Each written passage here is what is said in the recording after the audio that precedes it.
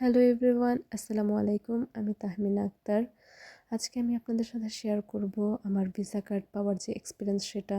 যদিও আমি আমার পেজ আর এই ভিডিওগুলো অনেক আগে থেকেই মেক করে রেখেছিলাম, কিন্তু আসলে বদনজর বলে একটা বিষয় আমি বিশ্বাস করি, যার কারণে আমি আমার সব কিছু শেয়ার করিনি পাবলিকালি।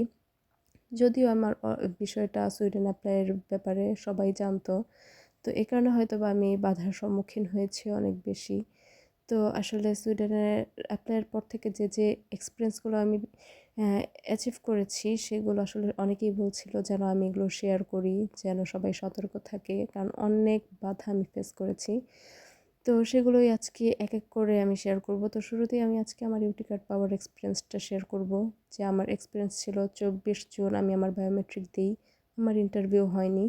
তো আমি আমার গ্রান্টেড মেল পাই 3 জুলাই।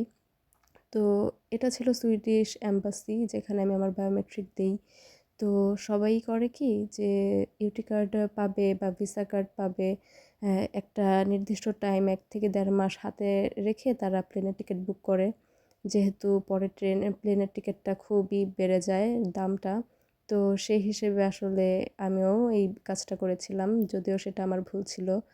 তো সবাইকে আমি সাজেস্ট করব যে ইউটি কার্ড হাতে পেয়েই যেন মানুষ প্লেনের টিকিট বুক করে। কারণ আমি যখন 3 জুলাইতে প্লেনের টিকিট বুক করি, সেটা ছিল 20 আগস্টের জন্য, কিন্তু আন্দোলনের জন্য আমাদের 50+ স্টুডেন্টের ইউটি কার্ড মিসিং ছিল। আমাদের পরেও যারা ইন্টারভিউ দিয়েছিল বা বায়োমেট্রিক দিয়েছিল তাদের ভিসা কনফার্ম হয়ে গিয়েছিল, আর ইউটি কার্ডও পেয়ে তারা অলরেডি সুইডেন চলে গিয়েছিল, কিন্তু আমরা আমাদের কার্ড পাচ্ছিলাম না। তো এটা সত্যিই একটা হরিবল সিচুয়েশন ছিল আমাদের সবার জন্য। তো আমরা অনেকেই রিস্কেডিউল করে অনেক টাকা জরিমানা দিয়ে তারপর আমাদের টিকেটের চেঞ্জ করতে হয়েছে ডেট। তো আমি পরে ডেট 2 সেপ্টেম্বরে নেই। তো এটাই আমি সবার সাথে শেয়ার করার জন্য এই ব্লগটা আমি করেছিলাম আগেই, যে আসলে আপনারা টাকা খরচ হলেও আপনারা আগে প্রেশার নেবেন না, আপনারা পরের জন্যই রেখে দেন।